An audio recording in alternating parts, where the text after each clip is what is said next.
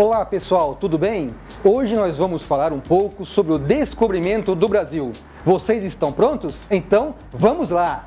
A descoberta do Brasil ocorreu no período das grandes navegações, quando Portugal e Espanha exploravam o oceano em busca de novas terras. E para evitarem guerra e disputas territoriais, os dois países elaboraram o Tratado de Tordesilhas em 1494. Vamos traçar uma linha imaginária passando a 370 léguas das ilhas de Cabo Verde. Os territórios localizados na porção ocidental pertencerão à Espanha, enquanto os territórios da porção oriental serão de Portugal. Para selar o sucesso da viagem de Vasco da Gama, que possibilitou o descobrimento do caminho marítimo para a Índia, o rei Dom Manuel I se apressou em mandar uma nova frota para lá. Esta seria a maior frota organizada até então, sendo composta por 13 embarcações e mais de 1000 homens. De acordo com a tese da causalidade, a frota acabou se afastando muito da costa africana, ao tentar descrever uma rota em arco, e atingiu o Brasil por acaso. Outro argumento bastante usado é de que uma tempestade teria sido responsável por desviar a esquadra.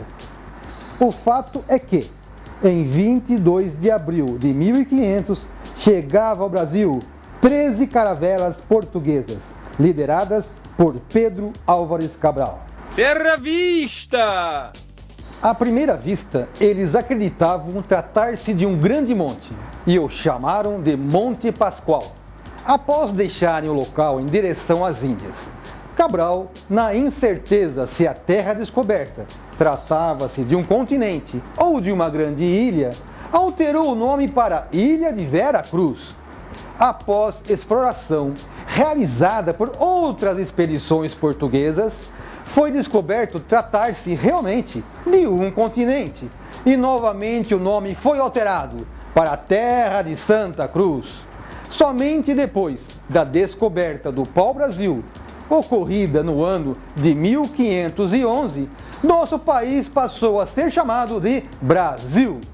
O encontro entre portugueses e índios está documentado na carta escrita por Pero Vaz de Caminha, escrivão da Esquadra de Cabral. O choque cultural foi evidente. Os indígenas não reconheceram os animais que os navegadores traziam, à exceção de um papagaio.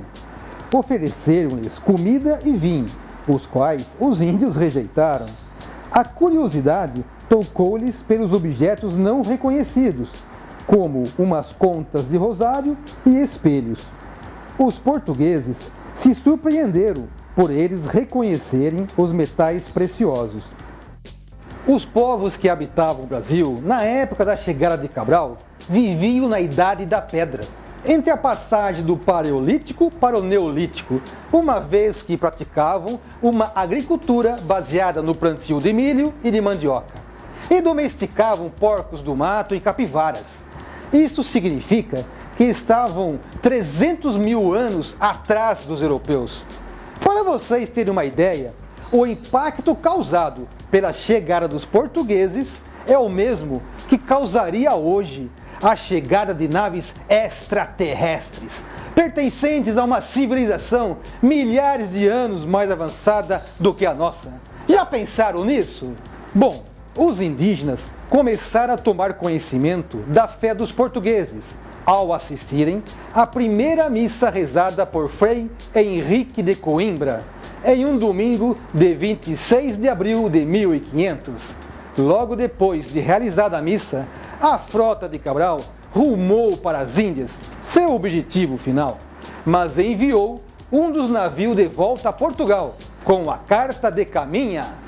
Mas foi somente a partir de 1530, com a expedição organizada por Martim Afonso de Souza, que a coroa portuguesa começou a interessar-se pela colonização da nova terra.